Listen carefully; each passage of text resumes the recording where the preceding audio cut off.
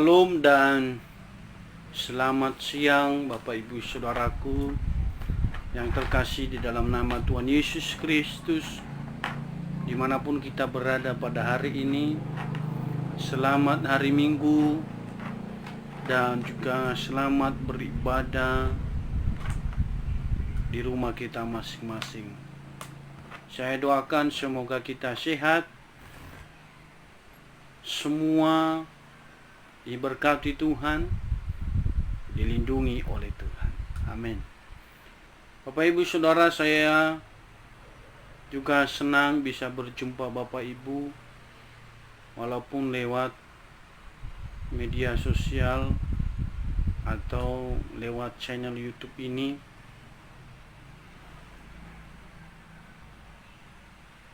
Dan saya sangat bersukacita dan berbahagia Bapak Ibu Saudara. Sebelum kita merenungkan sebagian dari kebenaran firman Tuhan, terlebih dahulu mari kita menghadap hadirat Tuhan dengan berdoa. Mari kita bersatu dalam doa. Terpujilah Tuhan Allah kami yang hidup, Tuhan Yesus yang kami sembah, yang kami muliakan, yang kami anggungkan. Pada saat ini Tuhan, kami mau datang ke hadirat-Mu, memohon berkat Tuhan, karena kami mau belajar kebenaran firman Tuhan. Namun sebelumnya kami mohon urapan Tuhan, jamaah Tuhan, sehingga seluruh hati dan pikiran kami dikuasai oleh Tuhan, dibukakan oleh Tuhan, sehingga firman Tuhan dapat masuk dan juga dapat mengubah hidup kami. Terima kasih Tuhan, sehingga dengan kebenaran firman Tuhan memberkati hidup kami dan kami bisa menjadi pelakunya. Hamba-Mu Tuhan, hamba mohon supaya Engkau pakai dan Engkau perlengkapi. Terpuji nama-Mu dalam nama Yesus Kristus. Kami sudah siap mendengarkan firman-Mu. Haleluya. Amin. Nah, Bapak Ibu Saudaraku yang terkasih, selamat berjumpa kembali. Mari kita membaca satu bagian kebenaran firman Tuhan yang sudah saya siapkan bagi kita masing-masing. Pada saat ini saya ambil dari kitab Matius pasal 5 ayat 13 sampai ayat yang ke-16. Dan ini juga bukan lagi asing bagi kita. Firman Tuhan ini sering kita dengar dan sering juga kita baca bersama, karena firman Tuhan ini adalah salah satu yang terpenting bagi kita dan penting untuk kita, dan sering-sering juga disampaikan oleh para hamba Tuhan.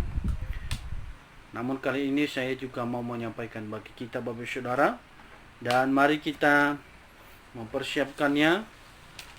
Dan saya bacakan bagi kita.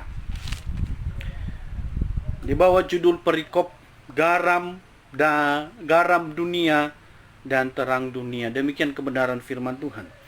Kamu adalah garam dunia. Jika garam itu menjadi tawar, dengan apakah ia diasinkan? Tidak ada lagi gunanya selain dibuang dan diinjak orang. Kamu adalah terang dunia. Kota yang terletak di atas gunung tidak mungkin tersembunyi. Lagi pula orang tidak menyalakan pelita lalu meletakkannya di bawah gantang, melainkan di atas kaki dian, yang sehingga menerangi semua orang di dalam rumah itu. Demikianlah hendaknya terangmu bercahaya di depan orang, supaya mereka melihat perbuatanmu yang baik dan memuliakan Bapamu yang di sorga. Demikianlah kebenaran firman Tuhan. Bapak Ibu Saudara yang berbahagia, kita yang membaca, merenungkan, dan juga menjadi pelaku kebenaran firman Tuhan. Bapak Ibu yang terkasih dalam Tuhan Yesus Kristus, saya memberikan tema atau topik dalam renungan kita kali ini adalah gaya hidup atau lifestyle dalam bahasa Inggrisnya.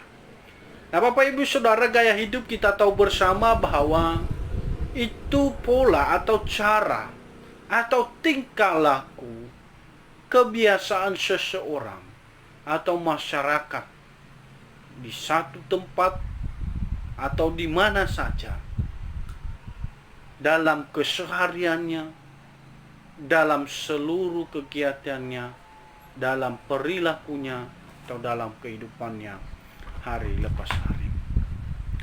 Nah, Bapak Ibu yang terkasih di dalam Tuhan, kalau kita perhatikan pada zaman sekarang, di zaman modern ini, ada banyak gaya-gaya hidup yang ngetren sekali, Bapak Saudara.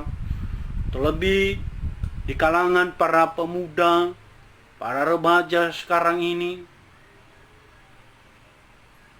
ada banyak yang mengikuti perkembangan zaman. Ada banyak yang mengikuti gaya hidup orang lain, Bapak Saudara. Ada yang bisa mengikuti gaya hidup orang barat sehingga dia menjadi kebarat-baratan. Ada juga yang mengikuti gaya hidup orang Korea. Ini biasanya korban-korban sinetron atau film-film Korea, Saudara. Baik di dalam berpakaian, baik di dalam berbicara, bahasa, gaya-gaya rambut, gaya berjalan, gaya bicara, dan lain sebagainya, Bapak Saudara. Jadi Bapak Saudara, pada zaman sekarang ini, zaman-zaman sekarang ini, pemuda remaja, ada banyak orang di mana ketika mereka senangi, sukai, ataupun ngefans dengan salah seorang, maka kebanyakan mau mengikuti gaya hidupnya. Dan ada banyak, Bapak Saudara, bahkan budaya kita banyak sekali yang ketinggalan karena mengikuti perkembangan zaman. Gaya hidup modern juga, Bapak Ibu Saudara, semakin hari semakin susah juga untuk berkomunikasi. Bahkan juga, Bapak Ibu Saudara, banyak orang juga tidak mau tahu sesamanya. Banyak orang tidak peduli sesamanya, Bapak Saudara. Banyak orang juga tidak mau mengenal orang lain. Banyak orang juga tidak mau memperhatikan yang lain. Lulu, gue. You, I. Kamu, aku. Urusanmu, urusanku, urusan. Lu mau mati, ya silakan saja. Lu mau hidup juga, silakan saja. Bahkan pada zaman sekarang, banyak orang pengen orang lain tidak mau hidup. Banyak orang pengen orang lain supaya jatuh, Bapak Saudara. Nah, Bapak Ibu yang terkasih di dalam Tuhan, kehidupan zaman modern ini terkadang sadis kalau kita bisa, ya, kalau kita tidak hati-hati, Bapak Saudara. Ya. Coba Bapak Saudara di kota-kota besar, perhatikan gaya hidup orang. Tetangga pun tidak mau tahu. Ya. Orang-orang di kota, Bapak Saudara, kita bisa melihat keluar masuk rumah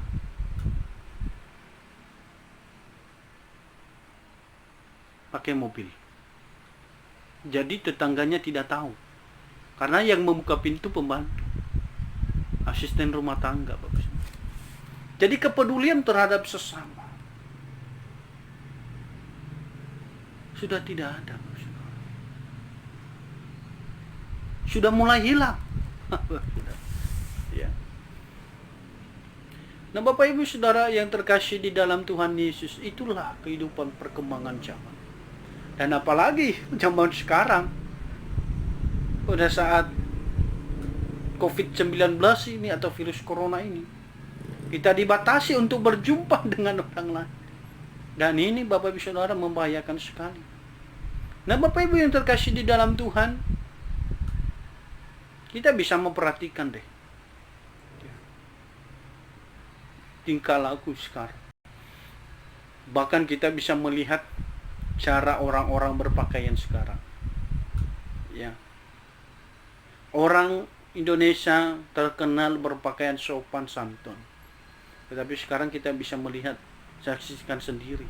Terkadang mata pun mendatangkan dosa hanya gara-gara itu, saudara. Ya, bagi saudara, itu yang terjadi. Ya, bisa perhatikan, bisa menonton TV, ya di TV juga, bagi saudara, kita bisa melihat.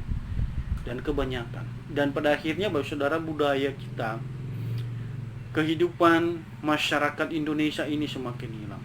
Contoh, gotong royong itu di perkotaan sudah tidak ada lagi, saudara. Sedikit walaupun ada. Beda sekali di daerah-daerah. Nah, itulah kehidupan atau gaya hidup orang-orang sekarang. Nah, Bapak Ibu Saudara yang terkasih di dalam Tuhan, pertanyaannya, apakah orang Kristen, orang percaya bisa mengikuti kehidupan perkembangan zaman? Bapak Ibu Saudara, menurut saya bisa. Tetapi Bapak Ibu, hanya yang pantas untuk bisa dilakukan. Dan tentunya di dalamnya harus memuliakan nama Tuhan. Kita harus bisa memilah-milah, Bapak Ibu, membeda-bedakan mana yang pantas untuk bisa saya lakukan ataupun untuk bisa saya perbuat. Kalau tidak, sebaiknya jangan. Nah, Bapak Ibu Saudara yang terkasih di dalam Tuhan, pada saat ini juga kita bisa melihat perkataan-perkataan yang apa, gaya-gayanya dan lain sebagainya. Itu terjadi. Nah, Bapak Ibu Saudara, sebenarnya apa gaya hidup orang Kristen? Mari kita belajar bersama dalam pembahasan kita kali ini. Gaya hidup orang Kristen adalah yang pertama, perhatikan ayat yang ke-13. Kamu adalah garam dunia. Gaya hidup orang Kristen yang paling penting dan keharusan, Bapak Ibu Saudara, yang pertama adalah menjadi garam bagi dunia. Menjadi garam dunia. Firman Tuhan berkata bahwa kamu adalah garam dunia. Perkataan ini, Bapak Ibu Saudara, adalah perkataan Yesus Kristus kepada para muridnya. Bahwa muridnya harus menjadi garam bagi dunia. Dan ini keharusan dan ketetapan. Dia berkata, kamu adalah garam dunia. Mengapa Yesus memberikan perumpamaan garam ini, Bapak Ibu Saudara? Kita harus tahu, Bapak Ibu Saudara, apa sih fungsi daripada garam? Kita tahu bahwa garam ini adalah penyedap rasa makanan. Bapak Saudara, ibu-ibu yang biasanya masak, Bapak Saudara, tahu hal ini. Atau kita yang biasa masak tahu betul tentang garam kalau kita masak. Kalau tidak ada garam, Bapak Saudara, maka masakan itu menjadi hambar. Apapun yang kita masak, masakan apapun, daging, masakan mewah, tapi kalau tidak ada garam, rasanya menjadi hambar. Walaupun dilengkapi dengan bumbu-bumbu yang lain. Ya. Biasanya yang suka masak, orang-orang dapur paham betul tentang ini. Garam juga bisa digunakan sebagai pupuk. Nah, Bapak Ibu Saudara, petani juga bisa menggunakan ini. Untuk apa? Supaya tumbuhan, supaya apa yang dikelolanya bisa berhasil, sehat dan subur. Garam juga sebagai pengawet makanan. Kenapa? Karena garam dapat memperhambat kebusukan. Dan ini yang paling penting. Bapak Saudara tahu ya, Ya, namanya digaramin ini bisa tahan, Bapak Saudara. Berarti garam ini sangat penting, Bapak Saudara. Sehingga Yesus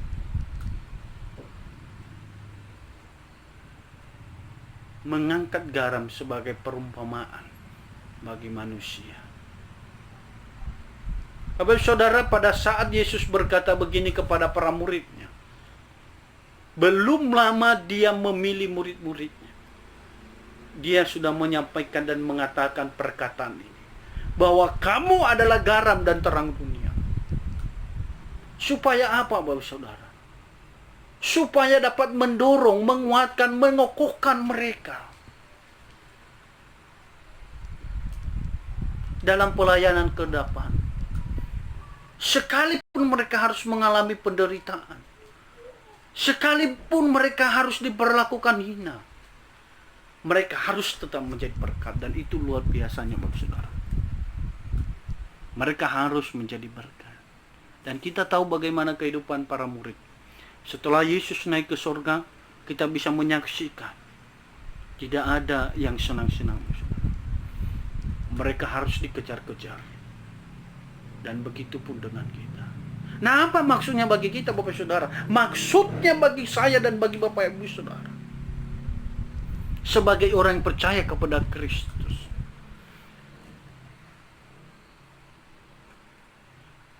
ini kita jadikan sebagai gaya hidup kita, yaitu menjadi garam bagi dunia ini. Bukan sibuk untuk mengurusin hal-hal yang tidak memuliakan Tuhan. Bukan sibuk untuk ngetrain hal-hal yang tidak memuliakan Tuhan. Ada banyak orang sibuk hal yang lain, tetapi tidak sibuk untuk menjadi berkat bagi orang lain. Garam itu putih, Bapak Saudara. Mengapa? Apa maksudnya bagi kita? Tuhan memberikan garam. Garam itu putih adalah bagi kita, artinya bagi kita, kehidupan kita harus bersih dari perbuatan-perbuatan yang tidak menyenangkan hati Tuhan. Harus jauh dari dosa, Bapak Saudara. Makanya dia memberikan itu putih, Bapak Saudara. Lu harus jauh dari dosa. Pengikut Kristus harus meneladani Kristus. Kristus itu suci bersih, Bapak Saudara, tanpa dosa. Maka pengikutnya bukan dalam arti tidak berdosa, tetapi harus menjauhi namanya dosa. Manusia memang berdosa, tetapi telah dibenarkan oleh Kristus. Maka jangan seperti orang yang tidak punya akal, tidak punya pengetahuan, dan orang bebel. Ya, suka kembali-kembali hidup di dalam dosa. Oleh karena itu, kita harus menjadi berkat bagi orang. Putih, bersih daripada perbuatan dosa. Baik dalam tingkah laku kita, perbuatan kita, pekerjaan, dan dalam seluruh aktivitas kita. Lalu saudara, garam itu juga penyedap rasa. Artinya bagi kita harus menjadi berkat bagi orang lain. Lewat perbuatan, perkataan, dan ucapan-ucapan kita, baik saudara. Supaya orang bisa melihat kita, menerima kita. Tidak mudah untuk menyakiti orang, Bapak Saudara. Kita hadir menjadi berkat. Kita hadir untuk menyelesaikan masalah orang. Bapak Saudara, kalau ketemu dengan orang yang lemah lembut, sopan santun, saudara diberkati atau tidak? Pasti diberkati. Bahkan kita ingat-ingat deh orang itu. Kenapa? Karena dia baik, Bapak Saudara. Dan itu yang diharapkan oleh Tuhan Yesus bagi kita, untuk melakukan itu.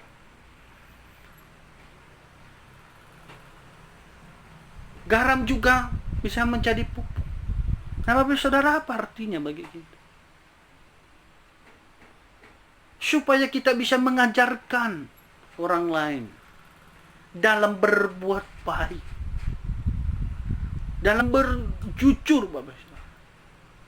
Supaya dia bisa diubah oleh Tuhan. Hidupnya sehat, jasmaninya sehat, rohaninya yang pasti harus sehat.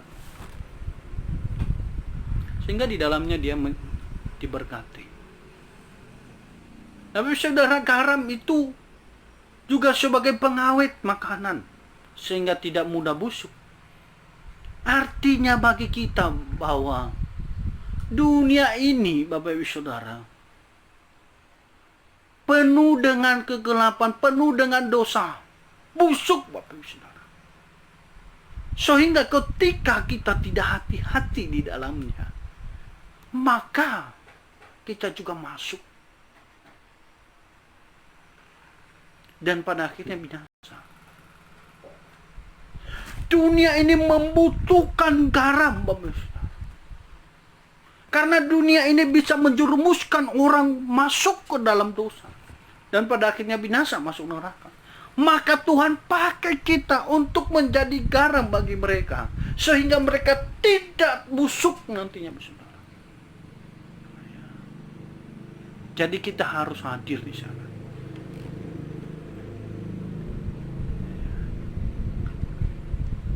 Mengajarkan kebenaran.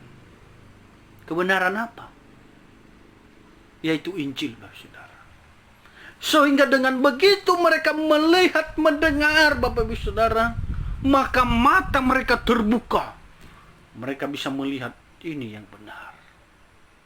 Mereka bisa melihat ternyata orang Kristen, orang percaya hebat. Dan nama Tuhan bisa dipermuliakan.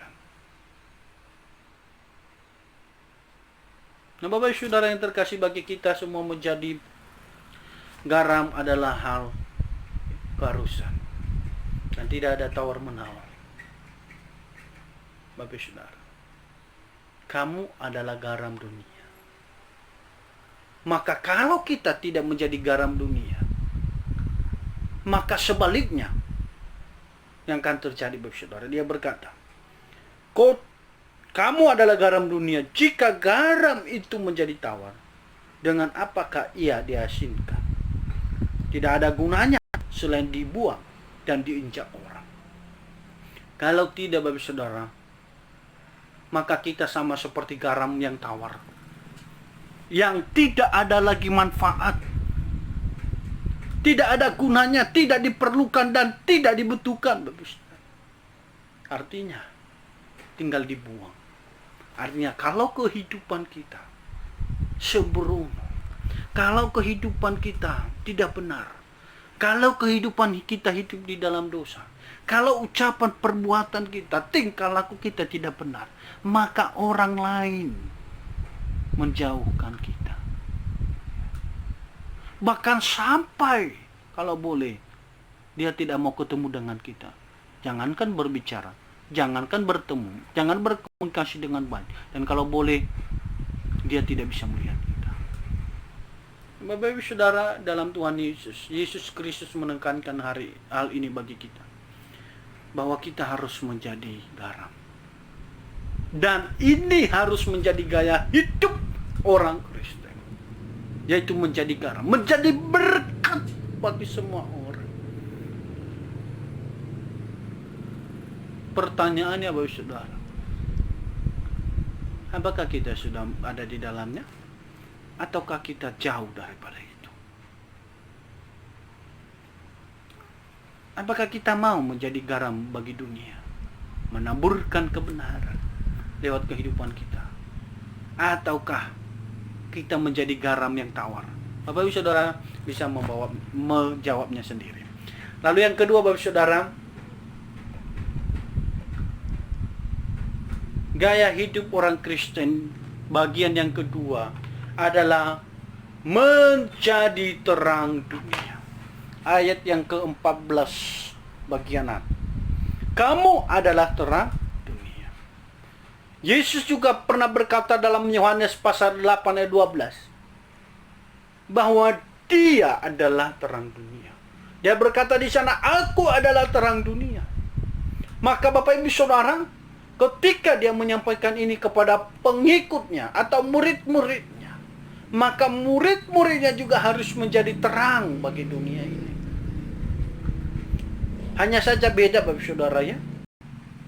Kalau Yesus adalah terang ya, atau sumber terang adalah Yesus Kristus. Bapak Ibu Saudara, kenapa Tuhan Yesus juga memberikan perumpamaan bahwa manusia, orang percaya, orang Kristen, pengikutnya harus menjadi terang? Karena terang Bapak Ibu Saudara salah satu kebutuhan utama dalam kehidupan manusia.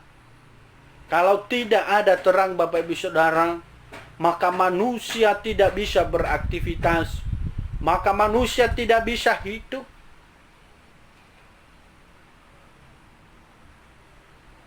Kenapa? Karena kegelapan terus Bapak Ibu Saudara. Kita tahu Tuhan menyediakan terang siang.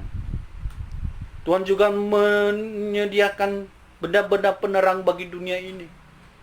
Ada matahari pada siang hari, pada malam hari ada bulan, ada bintang Bapak Ibu Saudara. Artinya Tuhan tahu bahwa terang itu dibutuhkan oleh manusia. Nah Bapak Ibu Saudara yang terkasih dalam Tuhan Yesus Kristus, contoh kalau kita mau berjalan Bapak Saudara pada malam hari, kalau tidak ada bulan, tidak ada bintang, gelap, maka kita tidak bisa berjalan Bapak Saudara. Bahkan juga membawa ketakutan. Bahkan kita bisa jatuh. Bahkan kita bisa masuk ke dalam jurang. Orang membawa kendaraan motor, mobil tanpa lampu, maka dia bisa jatuh, terpeleset dan sebagainya. Begitu juga dengan kehidupan manusia, saudara. Tuhan Yesus tahu bahwa dunia ini penuh dengan kegelapan yang bisa membutakan manusia untuk mengetahui kebenaran kebaikan. Bahkan bisa menjerumuskan manusia jatuh ke dalam dosa. Menjerumuskan manusia akan akhirnya binasa, Bapak Saudara. Maka Tuhan Yesus memberikan tugas bagi kita untuk menjadi terang bagi orang.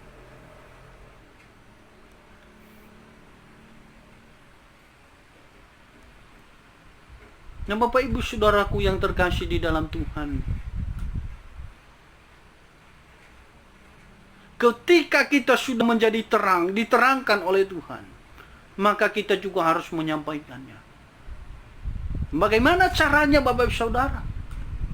Lewat perbuatan kita, lewat perkataan kita, sikap hidup kita, tingkah laku kita, supaya terpancar bahwa kita orang Kristen, pengikut Kristus yang benar, dan orang lain diberkati di dalamnya. Amin Bapak Ibu Saudara.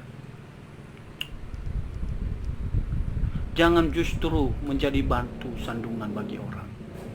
Ada banyak orang kita menjadi batu sandungan. Orang lain tidak diberkati di dalamnya. Saya mau menyampaikan bagi kita, kiranya kita jauh daripada itu. Mengajarkan dan menyampaikan kebenaran bagi orang lain. Kebenaran apa? Yaitu Injil, Bapak Ibu Saudara. Yang dapat mengubah manusia yang tidak benar dapat dibenarkan dan diselamatkan oleh Yesus Kristus sehingga masuk dalam kerajaan surga. Dan tentu harus semua untuk kemuliaan Bapa di surga. Bapak Ibu Saudara, ketika engkau menerimanya dan tidak boleh disembunyikan. Firman Tuhan berkata, lagi pula orang tidak menyalakan pelita, lalu meletakkannya di bawah gantang, melainkan di atas kaki Dian, sehingga menerangi semua orang di dalam rumahnya.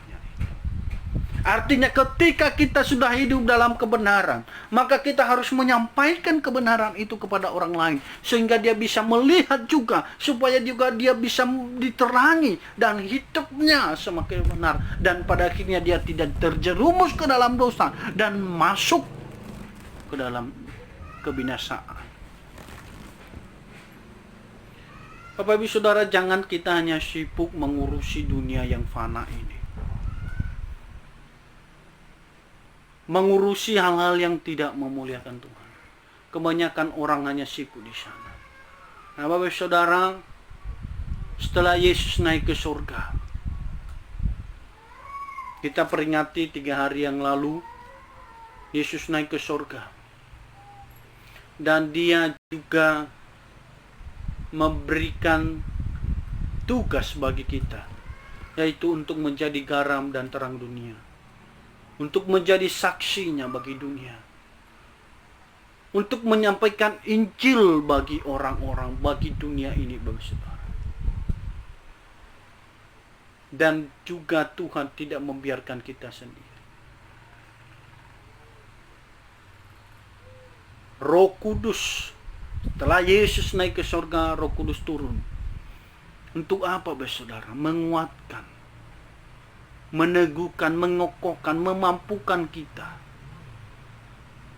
mengingatkan kita, menghibur kita, untuk bisa mampu